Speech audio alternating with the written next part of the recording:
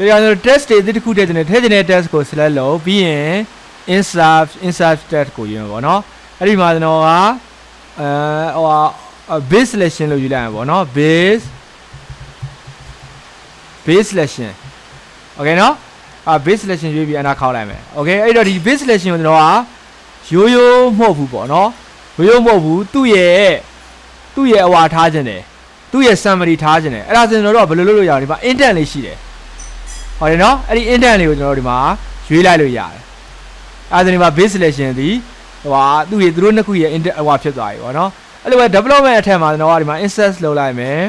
insert တက်လုပ်မှာဒီကောင်ကတော့ documentation plan ဆိုပြီးရေးလိုက်မယ်နော်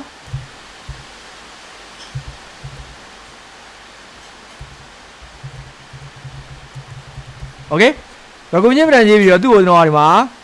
enter ခောက်လိုက်မယ်အဲ့ဒါဆိုသူပုံမှန်သူဒီဘယ်အောက်မှာရှိအောင်ဆိုတော့ preliminary word အောက်မှာရှိနေတယ်ပေါ့နော်အဲ့ဒါကိုကျွန်တော်တို့ကသူ့ကိုဒီမှာ indent လေးနဲ့သုံးလိုက်မယ်ဟောဒါဆိုရင်ဟုတ်ပြီ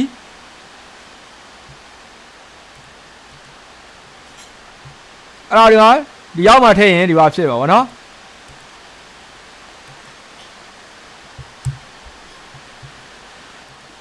โอเคဒါကိုကျွန်တော်တို့ကသူ့ကို outdent ထားတယ်ပေါ့နော်ဒီမှာ outdent ထားတယ်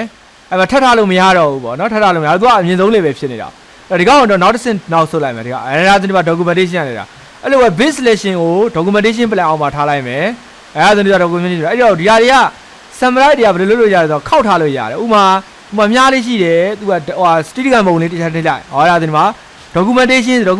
ခောက်လိုက်ရင်ဒီမှာဖြစ်သွားပြီconstruction ဆိုဒီမှာသူများလေးပေါ့ခောက်လိုက်ရင်အဲ့လိုမျိုးလေးဖြစ်သွားပြီပေါ့နော်သူတွေချုံထားတဲ့ရက်တွေကိုလည်းဒီမှာတွေ့ရတယ်ပေါ့နော် okay documentation မှာ development ဟိုတော့မှာခောက်ထားရဲဆိုတော့သိမသိကိုဒီလိုမျိုးအများအဖြူအောင်လေးtrigger အဖြူအောင်လေးနဲ့ပြထားတယ်ပေါ့ဒါလေးဆိုတစ်စောင်းဖြစ်သွားပြီဒါလေးဆိုတော့ဖြစ်သွားပြီအဲ့လိုမျိုး summary တက်တွေကျွန်တော်တို့အလွယ်တကူကြည့်လို့ရပါဘောနော် okay နော်